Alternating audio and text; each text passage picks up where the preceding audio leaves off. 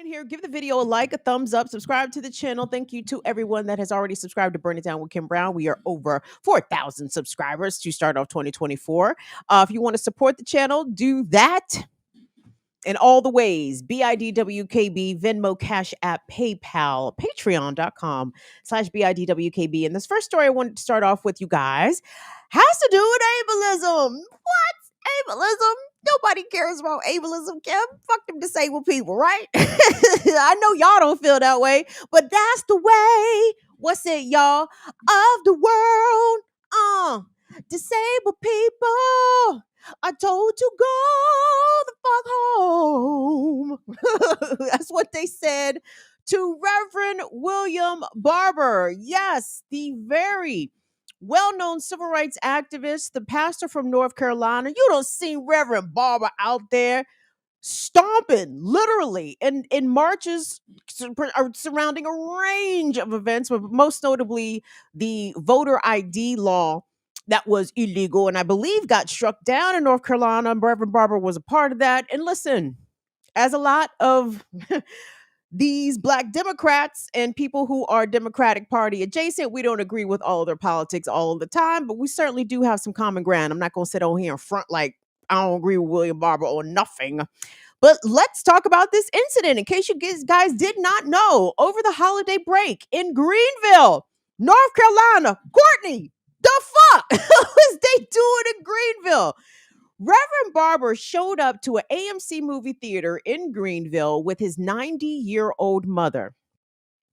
And Reverend Barber, as you guys know, is a disabled man. He is a visibly disabled man. He suffers from a very particular and aggressive form of arthritis. And I have the name here, and I got to tell you, that shit ain't easy to pronounce. It says it is called ankylosing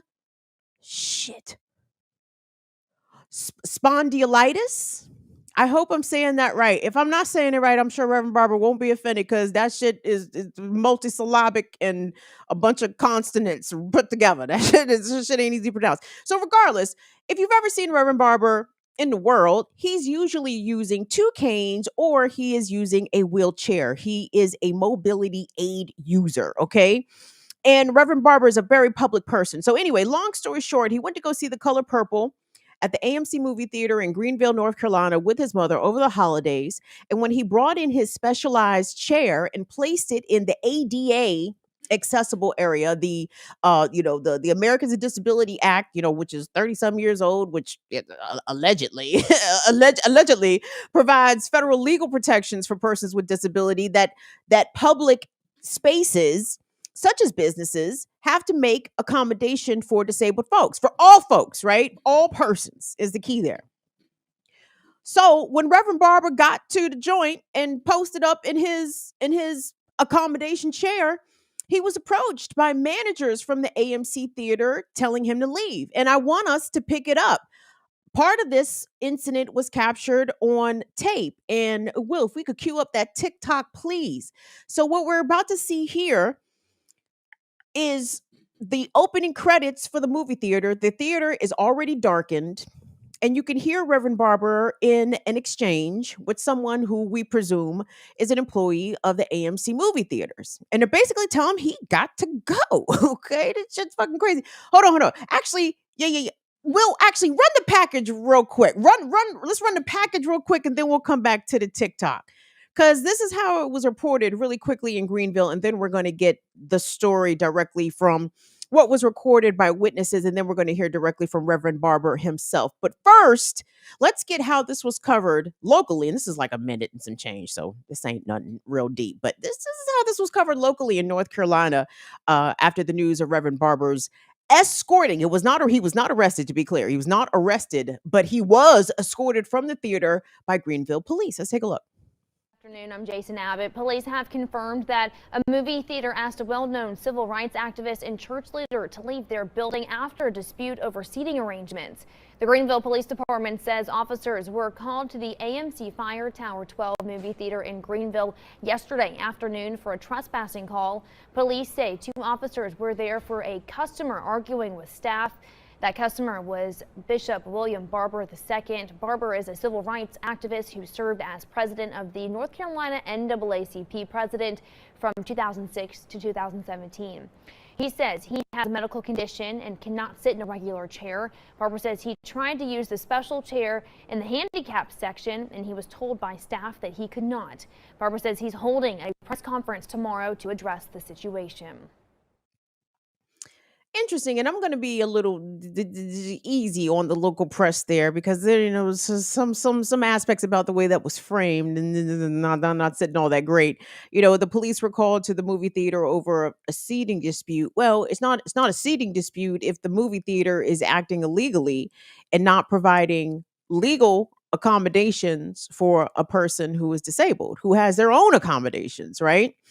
And so anyway, let's cue up that TikTok if we could, Will, because part of the reason I want to bring the story to you guys is not because this happened to William Barber, right? We talk about ableism on this platform all the time. Maybe not even as much as I should, to be honest. And I don't talk about inaccessibility as much as I should, to be honest, because these are also my own experiences and they are painful and they fucking suck. Okay, it sucks real bad when you encounter inaccessibility and ableism out in the world because you're like, Jesus, where is the actual safe space? It's not in the world for disabled people, especially those who present as visibly disabled as Reverend Barber does. So listen to the treatment and the exchange here between the AMC movie theater employee and Reverend Barber when they are insisting that he leave the movie theater and leave behind his 90-year-old mother, who he brought to the movie to see The Color Purple. Let's take a look at the TikTok. I'm going to take you out. I cannot go out. Okay, I'm going to tell you you're going to remove the property, and I'm going to take you out, and I'll charge you up my car. That's fine. If you want to take me out and leave the property, then I'll do that. Yep, that's what I want to do. All right, well, you're going to have to put me I'm going to have to put you in If the car. you're looking forward to those movies, you should be on the AMC Stuffs A-list. Find a crew member after the show and ask how you can get credit for this movie. And to our millions of AMC Stuffs members, a very special thanks to you. We hope you're enjoying your savings, rewards, and exclusive benefits. If you're not an AMC Stuffs member, join today. Do you guys want an assistant? Okay, well, I'm just going to tell him to stop the program for everybody when he's sitting here by himself. He can take me out. I can do the people. Y'all know this Bishop Barber. Yeah. They saying that my chair. He can come back. Well, he's not allowed to come back. I want the children to see this. Come to AMC is to love, to cry. I've been in the White House with this chair. They've called an officer of the law, the AME Theater in Greenville, North Carolina. They would not make amends to simply do the right thing. But we'll deal with it. They brought this officer. What's your name, Mr. Officer? Can I shake your hand? I ain't trying to. Yeah, absolutely. Okay. This is Officer Lemon. I want to know your name. Yeah, that's fine. No problem. Small's in the wheelchair. I'm taking up no space. No space. I was in the handicap space, which I said all the time. Oh, Cassandra. Taking no space. Hold up, let me. Hold up. So that is what happened in the moment there at the AMC Theater in Greenville. You saw the Greenville police were called to the scene. I'm a little unclear as to who actually called the police, and you guys will see what I mean here in a few minutes, because I'm not certain whether or not the movie theater employees called the police or Mr. Barber or Reverend Barber, or did Reverend Barber call the police himself, which, does not discount the treatment that he received, but goes back to my earlier point of Black folks can't call the police in hopes of receiving equal service from the cops.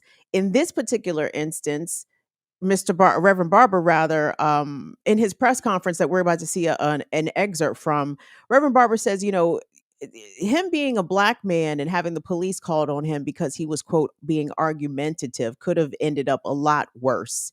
And we're very grateful that it did not end up that way for Reverend Barber. However, y'all, We have seen it here on this channel and really everywhere that disabled people, if they are presenting visibly with disabilities or if they are experiencing mental health crisis, are usually not handled with kid gloves by cops, and it can sometimes turn into fatal encounters or just outright indignity or civil rights being by a variety of things. But I wanted to say on this topic here with Reverend Barber, because Reverend Barber is a somebody, okay, in the sense that he, in this day and age in the 21st century, fame is currency, right? So regardless of whatever you are famous for, if people recognize you and know who you are, then sometimes that can afford a different level of treatment. In this case, Reverend Barber, who is well known there in that Eastern North Carolina area, right? North Carolinians, um, despite the fact that he was recognized by these AMC employees, they still made it a point to single him out because of his disability, to humiliate him publicly in front of a crowded theater and in front of his mother, which apparently this outing to the Color Purple was a very special occasion for her. And to highlight the fact that, disabled people, especially Black disabled people, should have no expectations of being accommodated or have their disability being accommodated in public spaces. And if you make a complaint about it, well, then it's the police coming to talk to you, okay? Because that's white folks' customer service right there. There's a Negro here acting in a way that I don't appreciate. Can someone send customer service 911? Hello, yes, we need an officer here because this nigga's over here talking shit. So let's get to Reverend Barber's press conference, guys, because he said some things here that I definitely found interesting. And again, even I questioned a little bit: did he call the police, or did the movie and theater employees call the police on him? I'm not clear on that. But he's going to open this next clip by talking about the movie theater employees, how they asked him, why was he making a big deal? And despite the fact that Reverend Barber was calmly trying to de-escalate the situation and explain to the movie theater's employees how they had violated the ADA, the Americans with Disabilities Act, they didn't give a single fuck, okay? They didn't give a fuck that this nigga knew the fucking law frontwards and backwards. They didn't give a fuck that they were supposed to accommodate. They didn't give a single fucking shit. And let's not even underestimate the way in which racism played a prominent role in this incident, in addition to ableism. But I want us to hear from Reverend Barber, and this is going to be a couple minute clip from the hour-long press conference that he gave. And let me credit Roland Martin's channel. Roland Martin covered this press conference, carried it live. So credit to Roland Martin for being on top of this particular issue. So let's hear from Reverend Barber from the press conference he held. But this is not about me personally.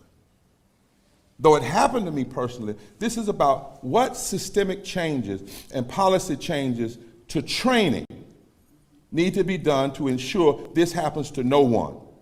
AMC should mean this. When somebody sees AMC, that it should mean, I know they will accommodate me caringly. AMC.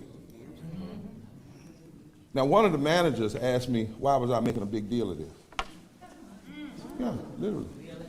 Oh yeah, why are you making a big deal about this? Well, the promises of liberty and equality are a big deal. The democratic practice that requires accommodations for the differently able is a big deal.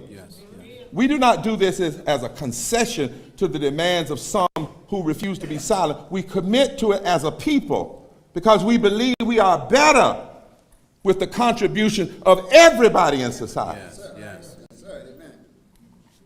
When the managers of AMC Theater told me I could not use the chair that allows me to participate in public life, I did not challenge them simply because I wanted to see a movie with my mother.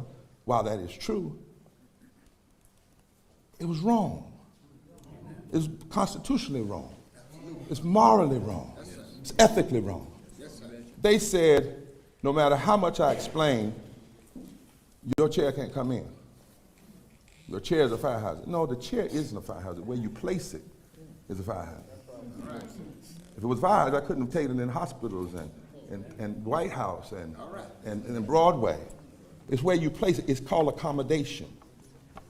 They said, no matter how much I explained, I called 911 when I saw the security guy with the gun, and I'm like, what kind of training? I called them and asked them, can y'all send somebody over here to explain, to help them understand this is wrong? They said, we don't get involved in that, but I was worried about the whole escalation of what was going on. They called for arrest and eventually described me as arguing and disturbing, not debating what they were doing. They asked the police to remove me. One said, and if he doesn't leave, charge him with trespassing. The other manager also said, you need to go get a note from your doctor and then come back.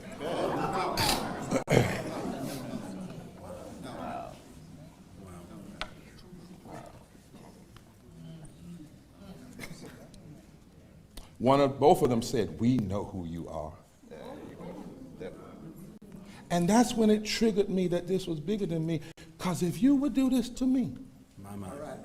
Say, Bishop.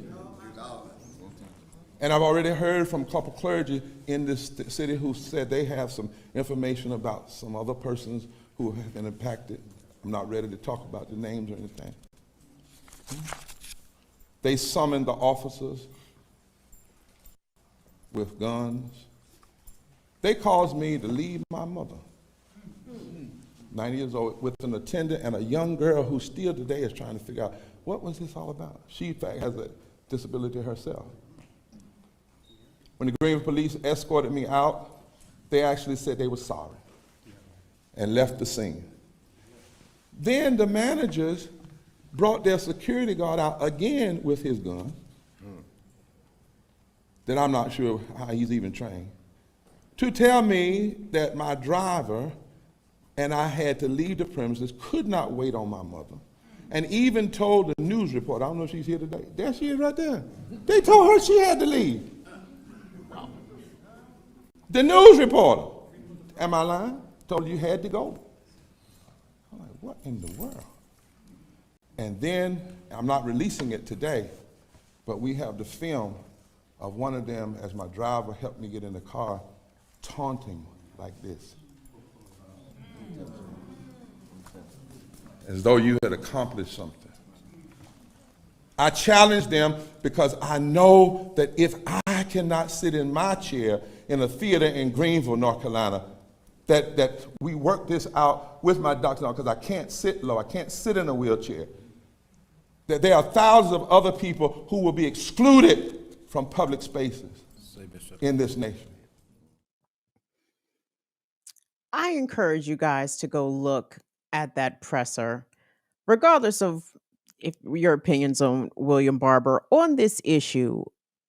Watching his presser, I mean, he was pretty much flawless. There's going to be a lot of quote of strict scriptures. He quotes quite a bit of scripture, and it was definitely, he was giving more of a sermon rather than a press conference, but it was apropos. Will, at your convenience, can you drop that link, the YouTube link, in the chat? It don't have to be immediate, but when you get a chance, I want you guys to look at it because it was good.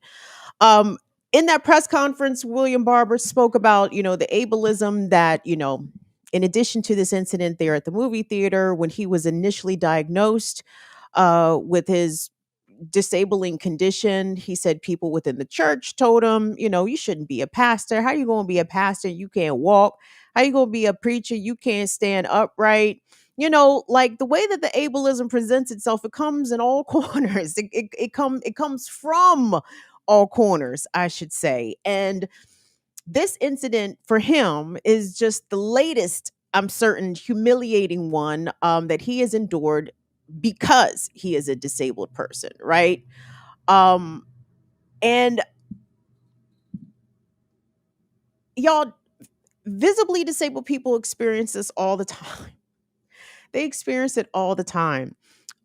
We talk about this in our disability support chats, our Around the Fire disability support chats that we have twice a month.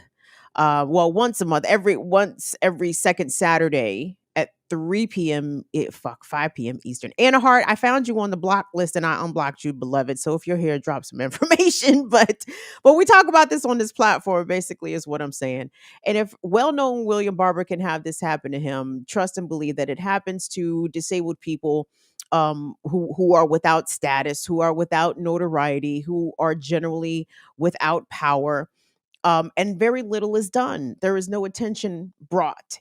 And this is an intentional thing. Ableism and inaccessibility is an intentional form of oppression against those who are disabled, either visibly or invisibly. Even though AMC Theaters has space for disabled folks, the disabled folks who could use said space still encounter the ableism and the inaccessibility. It's a mind fuck, trust me. And for William Barber, he said that the CEO of AMC Theaters has already been in touch. Of course, the repair machine has already been activated. The PR around this, AMC is trying to, smooth things over. But what Reverend Barber there talked about, systemic policy changes that has to happen. And I can tell you, most employees of most front-facing public businesses are not trained nor equipped to deal with disabled people's requests for accommodations, right? Even though, like I said, the ADA space was there for Mr. Barber, Reverend Barber, I keep calling him Mr. Reverend Barber, to have his accessible chair there, he was still denied. And like he said, the denial was bullshit.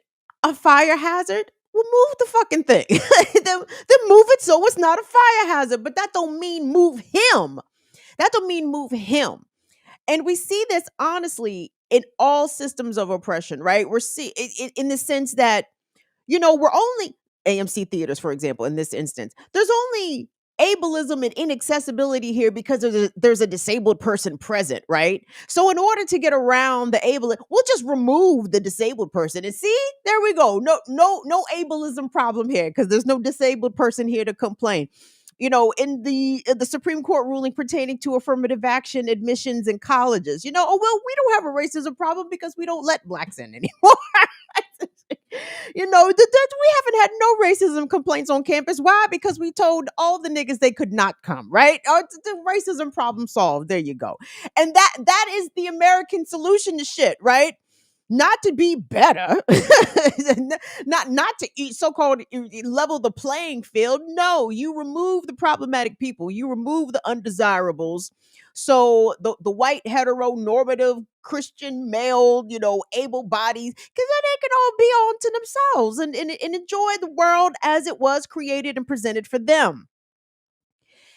And one other thing that Reverend Barber did in this is that he went out of his way in this press conference to say this is not about Reverend Barber got bad service. No, like this is what 1 out of 4 people in this country deal with. That is how many disabled folks that we're talking about. Okay, I'm disabled. Jackie Lukman is disabled. We have disabled people that we are in community with, right? And you might not look at me and Jackie and think that we are disabled folks. All the more reason that we need to expand the way that we even think or conceptualize disability. And what does it mean for true inclusivity to have people involved in all the spaces, right?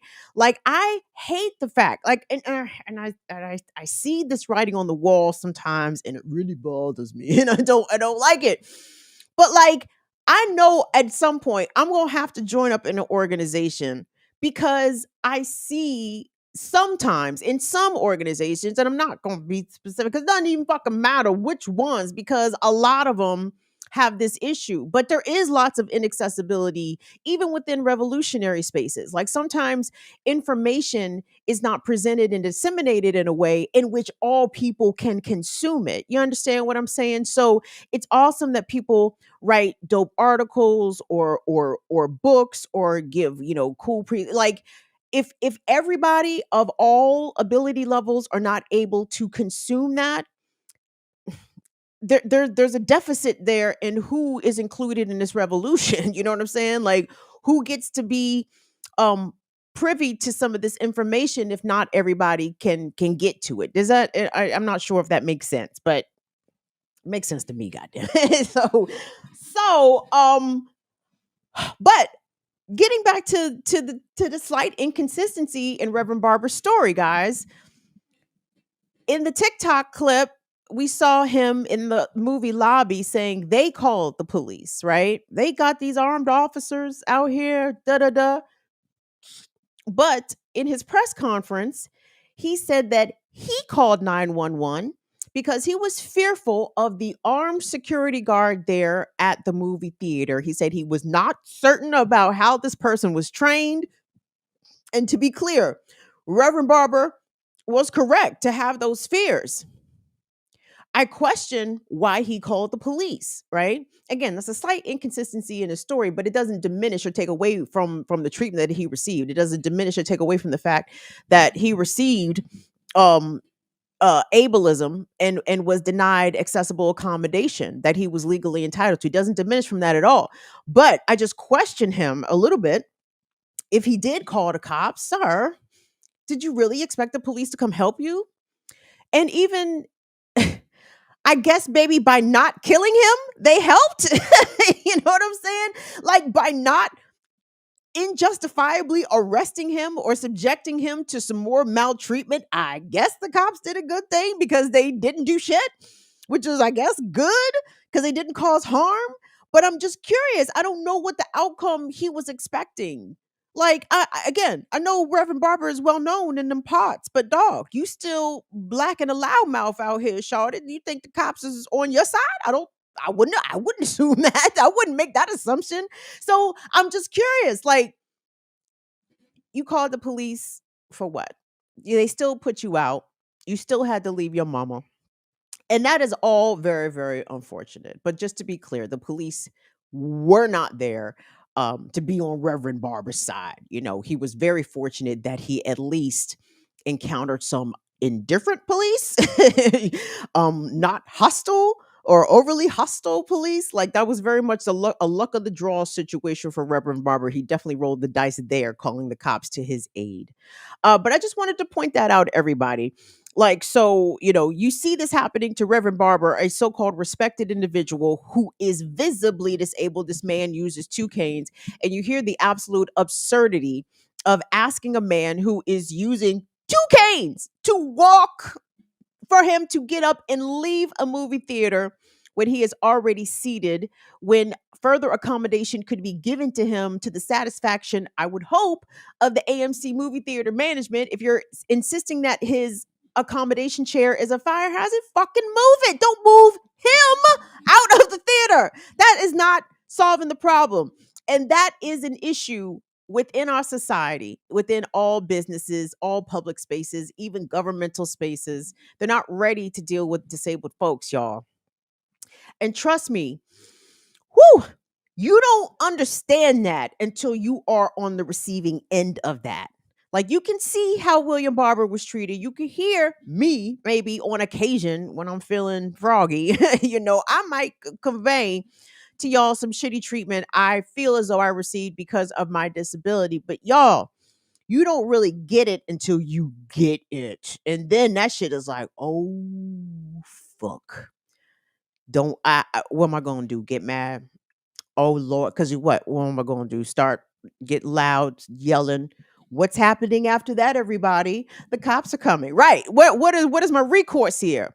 You got to eat that humiliation in the moment. You got to eat that indignity in the moment. You know what I'm saying? If you don't want shit to escalate, because as a Black disabled person, especially, or an Indigenous disabled person, especially, you are viewed upon as a threat, and the cops will come. And we have seen it time and time again. They will come up and they will shoot you, and not think shit about it. And in fact, use your disability as a justification as to why they killed you. Ain't that a bitch? Getting the state involved. But then on the business level, some routine complaints from industries about the way that they treat disabled people does not seem to get addressed.